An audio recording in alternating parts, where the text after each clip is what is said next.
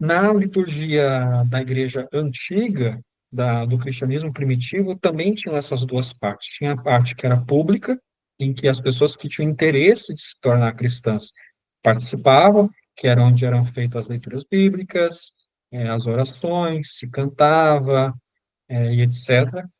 E daí tinha um momento, quando terminava a liturgia, essa liturgia dos catecúmenos, literalmente o diácono falava: agora vocês podem ir embora.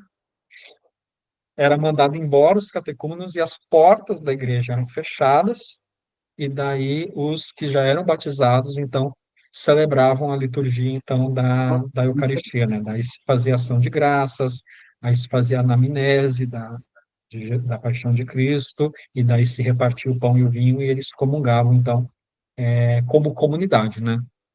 A parte inicial, que é a parte instrutiva, era a parte que todo mundo participava. Essa parte mais íntima, mais discreta, mais... Porque o regime de perseguição também exigia disso, né? De ter esse aspecto mais fechado, comunidade. E até tem um texto da patrística, que agora eu não lembro de quem foi que fez, um autor, ou não sei se não foi até uma autora lá da patrística, Santa Helena, talvez, que fala sobre a liturgia é, do batismo e a primeira comunhão dos novos cristãos, que era feito na noite da Páscoa, né?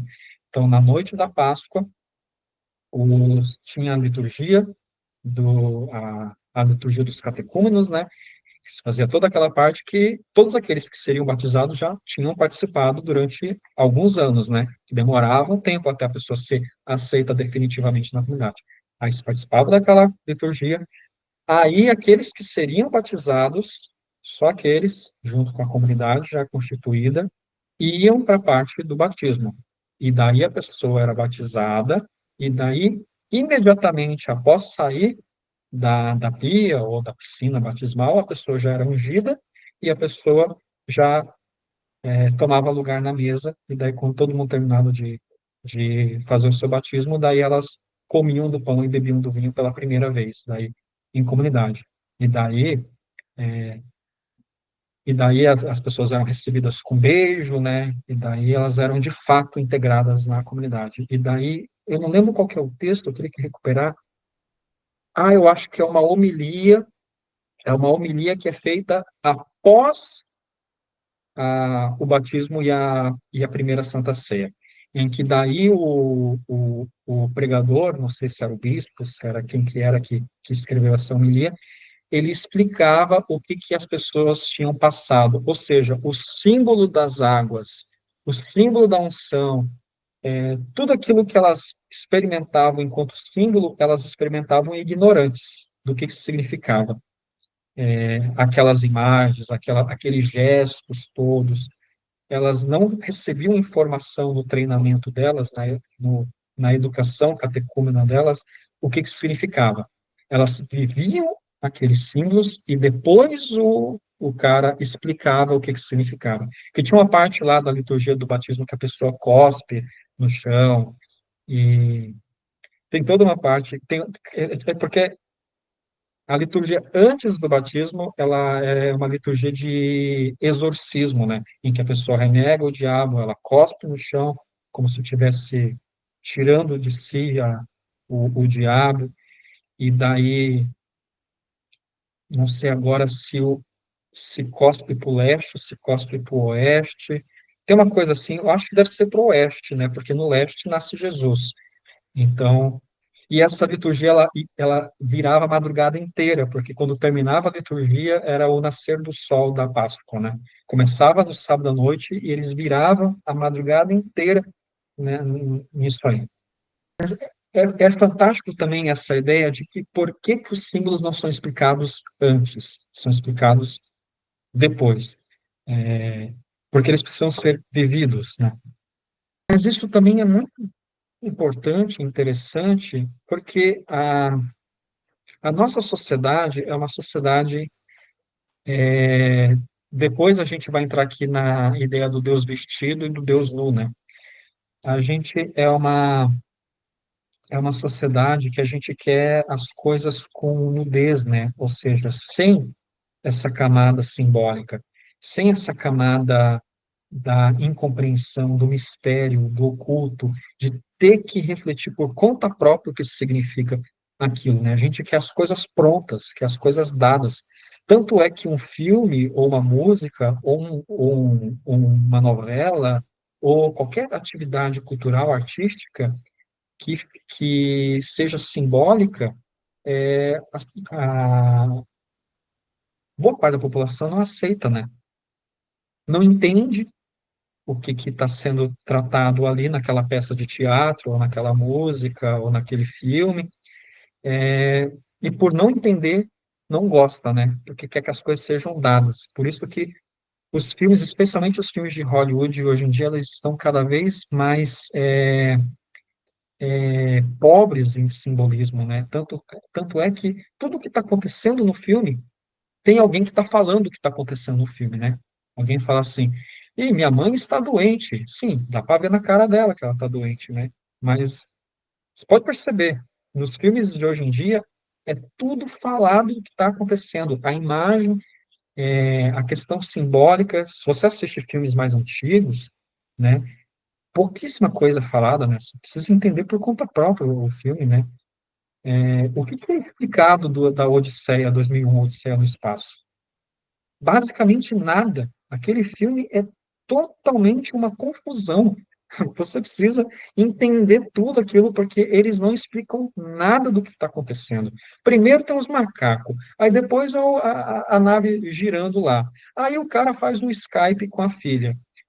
Aí depois ele come lá a sopa. Então, é um monte de coisa e eles não, o filme não te explica nada do que está acontecendo. É obrigação sua entender. Símbolo e o rito, ele também ele confere sabor para a vida, né? Porque senão tudo fica muito pornográfico, né? O É uma gostoso é pobreza sexual. da nossa sociedade hoje em dia que a gente não consegue mais é, criar ritos e criar símbolos e se deixar seduzir por ritos e símbolos. A gente quer que as coisas já, aquilo, né? Quer chegar e já tá tudo ali, né? Já é o imediatismo, né? É uma incapacidade de pensar.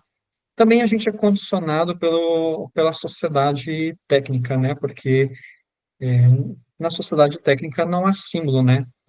Quanto mais direta ela for, mais bem-sucedida ela será na sua técnica, né?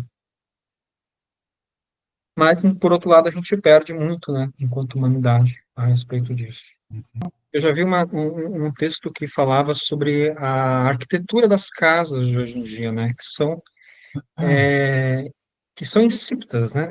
Que você não tem imagens na casa, né? A casa é uma parede branca, os móveis também, eles não têm formato, né? Eles são geométricos, né? São quadrados todos, e que esse texto, então, falava, né? De que por trás dessa nova arquitetura está uma noção de uma arquitetura que é feita não para pessoas se sentir em casa e no lar, mas porque é barato construir assim, e que essa casa ela pode ser, depois que essa pessoa não for mais morar lá, vendida para outra pessoa, né? Ou seja, é um ambiente completamente neutro, né? Ó, fantástico, hein? É um ambiente neutro, é um ambiente que não é de ninguém, na verdade.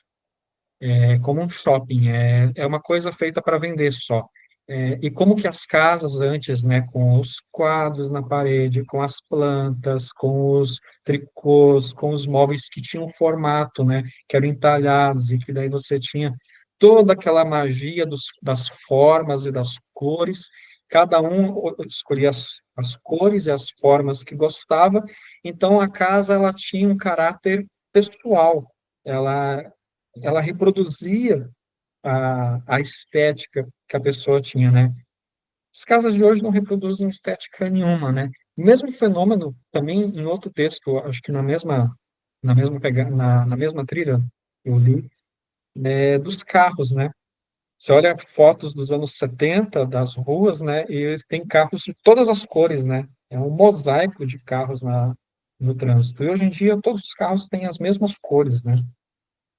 Branco, cinza, preto e vermelho que até tem, mas ele já é fabricado bem menos números, né?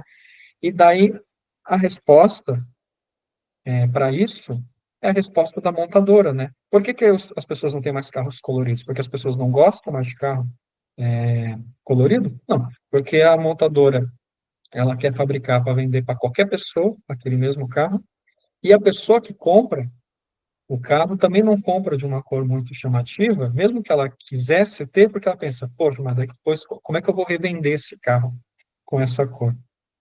Como é que eu vou comprar um carro verde-limão e como é que eu vou vender esse carro depois? Eu vou comprar um carro branco.